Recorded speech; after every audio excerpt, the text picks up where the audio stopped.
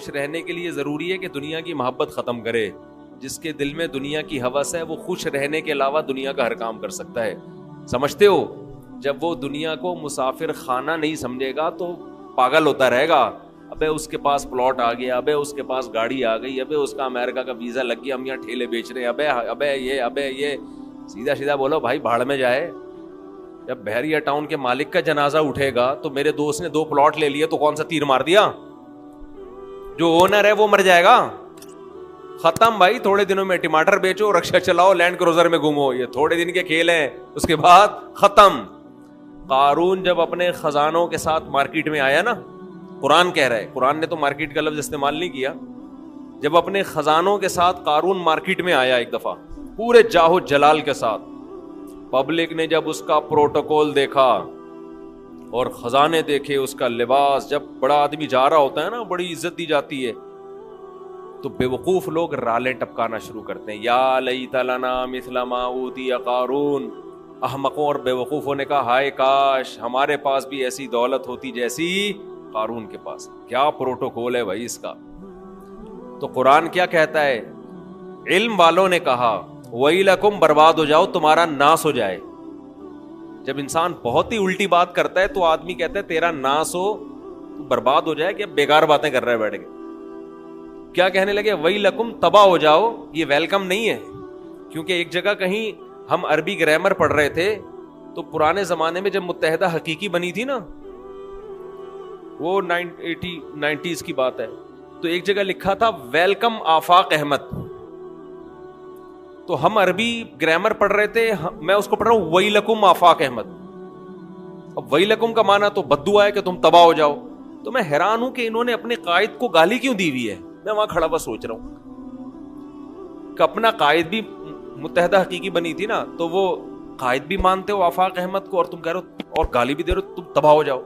پھر کسی نے بتایا بھائی یہ وَيْلَكُمْ نہیں ہے, یہ ویلکم ہے. تو پھر ایک عربی ان دنوں میں آئے ہوئے تھے, وہ کہنے لگے لِسَبِيلِهِ چوک کدھر ہے. لسبیلا چوک کو کہہ رہے تھے لِسَبِيلِهِ چوک. وہ کہہ رہے تھے یہ لِسَبِيلِهِ چوک کدھر ہے. تو عرب اس طرح کی غلطیاں بھی کر رہے ہوتے ہیں. تو خیر, تو قارون کے خزانوں کو دیکھ کر بے وقوف لوگ کیا کہنے لگے, یا لیت لنا, ہائے ہائے ہائے کاش ہمارے پاس بھی ایسا جاہو جلال ہو, ایسی گاڑیاں ایسی سواریاں ہوتی. تو اللہ فرماتے ہیں جو علم والے لوگ تھے انہوں نے کیا کہا, وَيْلَكُمْ, تمہارا ناس ہو, برباد ہو جاؤ تم. کیسی باتیں کر رہے ہو بے وقوفوں والی. ثواب اللہ خیرون, اللہ جو نیک عمل پہ بدلہ دے گا وہ اس سے کئی گنا بہتر ہے. تو کبھی تمہاری رالیں کسی نیک عمل کو دیکھ کے تو ٹپکی نہیں ہے کہ وہ روزے رکھ رہا ہے, وہ صدقہ کر رہا ہے, تو رال ٹپ کے یار کتنا کما رہا ہے. یہ ٹپک کس پہ رالیں رہی ہیں؟ جو عیاشی کر رہا ہے. تو یہ عیاشی تو تھوڑے دنوں میں ختم ہونے والی ہے. اور قارون اب مارکیٹ سے شارٹ ہو گیا کہ نہیں ہو گیا؟ کہاں گیا اس کا جاہو جلال؟ تو قبر بھی نہیں ملتی, قبر بھی نہیں ہے, زمین میں دھسا دیا اللہ نے, ایسا دھسایا حدیث میں آتا ہے قیامت تک دھستا ہی رہے گا. موسیٰ علیہ السلام نے اسے کہا زکات دے, اللہ نے تجھ پر احسان کیا ہے, تو جیسے اللہ نے تجھے دولت دے کے احسان کیا تو اللہ کی مخلوق پہ احسان کر, تو بھی مخلوق پہ خوب خرچ کر. تو کہنے لگا یہ میرا کمال ہے جو میں نے پیسہ کمایا ہے, مائنڈ میرا کیا تھا. آج بعض مالدار لوگ کہہ رہے ہیں نا میرا مائنڈ, میری لک ہے اور میری, او بھائی آپ کا کچھ نہیں ہے. جس کے لیے اللہ رزق کے دروازے کھولنا چاہے کھول دیتا ہے. ہم نے بڑے بڑے فنٹر دیکھے ہیں, وہ بیچارے ٹماٹر ہی بیچتے رہتے ہیں ساری زندگی, حالانکہ مائنڈ ان کا بہت ہوتا ہے. اور بڑے بڑے بے وقوف لوگ دیکھیں جن کے پاس نوٹ گننے کی فرصت نہیں ہے. تبھی امام شافعی نے کہا ہے نا, ایک شعر امام شافعی کی طرف منسوب ہے واللہ عالم, کہ اگر عقل کی بیس پر لوگوں کے پاس پیسہ آتا تو غریب تو بیچارے بھوکے مر جاتے. نہیں سوری, بے وقوف بیچارے بھوکے مر جاتے اگر عقل کی بیس پہ پیسہ ملتا. تو میں اکثر اس پہ ایک واقعہ بھی سناتا ہوں, میں جلدی سنا کے آگے چلتے ہیں. ایک مالدار آدمی, ہمارے حضرت یہ واقعہ سنائے کرتے تھے پرانے زمانے کا. ایک بہت مالدار آدمی تھا,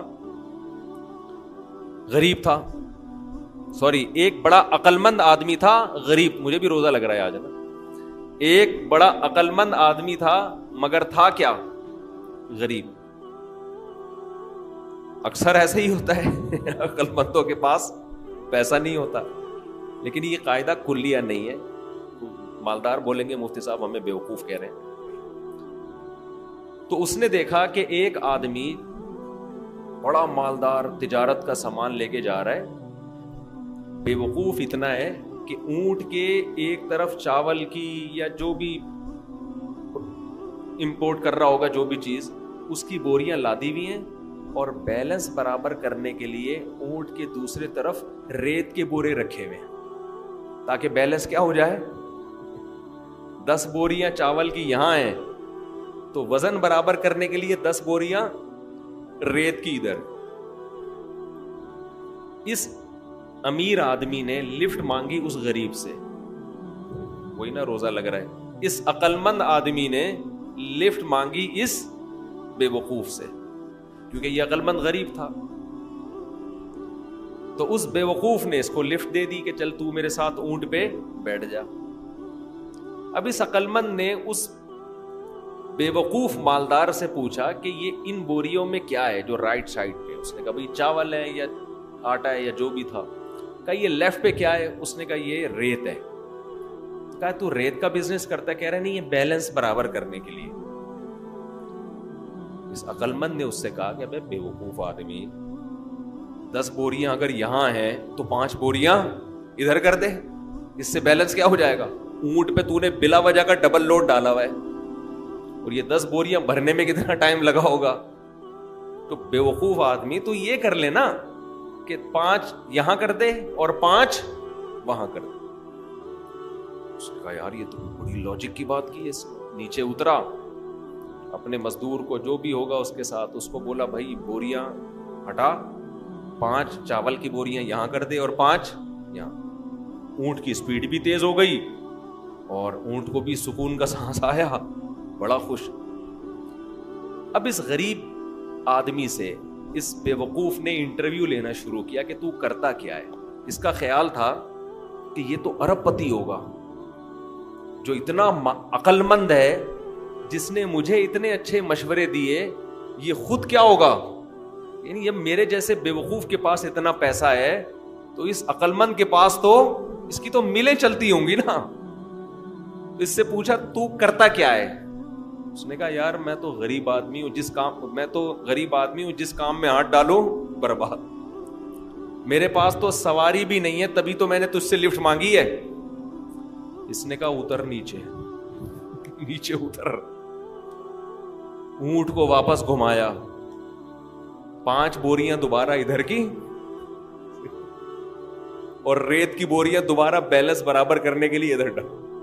بولا تیری عقل کی وجہ سے تیرے پاس جب 1 کوڑی روپیہ نہیں ہے تو میں بے وقوف تجھ عقل مند سے 1000 گنا بہتر. میں تیرے مشوروں پر عمل کروں گا نا, میں بھی تیرے جیسا بن جاؤں گا. مجھے اپنے اسٹائل سے چلنے دے جیسا چل رہا ہوں. سمجھ رہے کہ نہیں سمجھ؟ میں جیسے اپنے اسٹائل سے چل رہا ہوں مجھے چلنے دے. اگر تیرے مشورے پر عمل کیا نا میں بھی تیرے جیسا غریب ہو جاؤں گا. لو كان بالحيل الغنى لوجدتني بنجوم اقطار السماء تعلقي. امام شافعی کا غالباً شعر ہے کہ اگر تم دیکھتے محنت سے پیسہ ملتا تو میں پیسے کی تلاش میں آسمان کے ستاروں تک پہنچ جاتا. ہم نے دیکھا ہے بعض لوگوں کا ایک شوق ہوتا ہے, شوقی یا کچھ چیزیں پالتے ہیں رکھتے ہیں, وہ شوق ان کا بزنس بن کے ان کو کروڑ پتی بنا دیتا ہے, حالانکہ انہوں نے سوچا بھی نہیں ہوتا کہ اس شوق سے ہمیں کیا ملے گا, پیسہ. اگر وہ پلاننگ کر کے کرتے تو کچھ بھی نہیں آتا ہاتھ. اس کا مطلب یہ نہیں کہ آپ محنت نہ کریں. پہلے ہی ہمارے یہاں پوستی پن چل رہا ہے, اٹھتے نہیں ہیں 12-1 بجے اٹھتے ہیں, دکان پہ نہیں بیٹھتے. محنت تو کرنی ہے لیکن ملے گا اتنا جتنا اللہ نے مقدر کیا. تو میں وہ عرض کر رہا تھا کہ نبی صلی اللہ علیہ وسلم نے جو مثال دی ہے نا کہ 2 چیزیں جوان ہوتی ہیں تو وہ 2 برائیوں سے مراد صرف 2 نہیں ہیں, بلکہ جو بھی بری خواہشات ہیں بڑھاپے میں کم ہونے کے بجائے بڑھتی. اسی طرح اچھی خواہشات اگر جوانی میں اچھی عادتیں ہیں تو بڑھاپے میں وہ اچھی عادتیں کم ہونے کے بجائے جوان ہو. اگر آپ کو جوانی میں اللہ سے محبت ہے, بڑھاپے میں یہ محبت اور زیادہ بڑھ جائے گی. جوانی میں دنیا کو مسافر خانہ سمجھتے ہو, دل نہیں لگاتے, بڑھاپے میں بالکل لفٹ کرانا چھوڑ دو. ہم نے دونوں طرح کے بوڑھے دیکھے ہیں, سخی بھی اور کنجوس بھی. جو سخی ہوتے ہیں وہ بہت سخی ہوتے ہیں, کیونکہ وہ جوانی میں سخی ہوتے ہیں نا, تو یہ سخاوت بڑھاپے میں ان کی بہت زیادہ بولو بڑھ جاتی. پھر وہ جاگیروں سے دل لگانا بالکل چھوڑ دیتے ہیں, بالکل چھوڑ دیتے ہیں.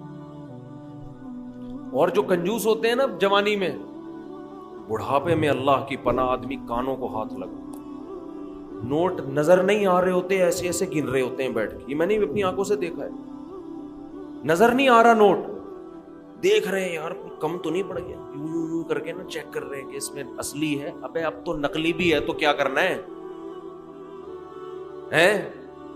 اب تو اگر نقلی بھی ہے تو اپنے دانت نہیں ہے کھانے کے لیے, پیٹ میں آنت نہیں ہے کھانے کے لیے, چبانے کے لیے دانت نہیں, کھانے کے لیے آنت نہیں, تو اصلی نقلی کا رہ کیا گیا. شوگر کے آپ مریض ہیں, مٹھائی آپ نہیں کھا سکتے. اب تو آپ کو بچے پال رہے ہیں, اللہ اللہ کرو, مصلے پہ ٹائم گزارو اور نکل لو پتلی گلی سے.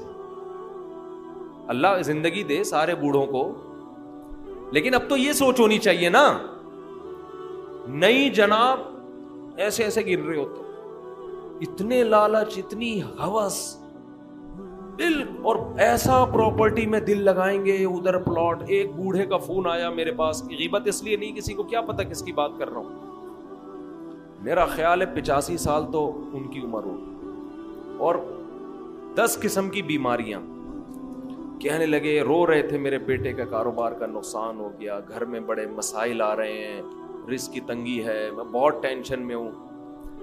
میرا دل مجھے ترس آیا, میں ان کا مذاق نہیں اڑا رہا, مجھے ترس آیا. میں ان سے کہوں کہ حضرت آپ کی کیا رزق کی تنگی ہے, آپ کی زندگی گزر چکی ہے, آپ نے ویسے ہی 2 پاپے صبح چائے میں ڈال کے کھانے ہیں بھائی, دوپہر دھونے والے کھچڑی کے کھانے ہیں, زندگی گزر گئی. اب ان چیزوں میں کیا رکھا ہے؟ جو بیٹا جس کا کاروبار ڈوب گیا اس کو اتنی ٹینشن نہیں ہو رہی, جس نے آگے زندگی گزارنی ہے ابا کو اس سے زیادہ ٹینشن ہو رہی. لیکن ہم نے نیک بوڑھے بھی دیکھے ہیں, نیک بوڑھے بھی دیکھے. ہمارے نانا, اللہ تعالیٰ مغفرت فرمائے, نانا نانی دونوں, میرے نانا کی بھی 99 سال ماشاءاللہ عمر تھی, نانی نے بھی بڑی عمر پائی ہے. جب بھی ہم ان کے پاس جاتے تھے نا تو وہ شاعری شروع کر دیتے تھے, قبر کی آخرت کی, ٹھیک ہے, گھر جسے سمجھے ہو وہ تم گھر نہیں. مجھے پورا شعر یاد نہیں ہے ان کا, یعنی بار بار کہتے تھے بیٹا جس کو تم گھر سمجھ رہے ہو یہ گھر نہیں ہے, گھر اصل کیا ہے, قبرستان. اور سخاوت ایسی, کھلا رہے کھلا رہے کھلا رہے, ہر وقت کچن میں کھانا بنتا رہتا تھا. مسجد کے امام بھی تھے ہمارے نانا, تو جو گلی محلے میں جا رہا ہے نا اس کو بلایا, ادھر آ بیٹھ. گھر والوں کو ٹینشن دی ہوئی تھی, کھانا لے کر آؤ اس کے لیے. تو گھر والے بھی تنگ آ گئے تھے. تنگ آنے کا مطلب ظاہر ہے بار بار بار بار کھانا گھر میں پکتا رہے, لیکن سخاوت تو تھی نا. تو ایسے بھی دیکھے ہیں کہ بھائی یہ گھر ور کچھ ان کو کوئی دلچسپی نہیں ہوتی پلاٹوں میں, جائیدادوں میں. تو یہ جوانی میں ختم کر لیا تو ہو جائے گا.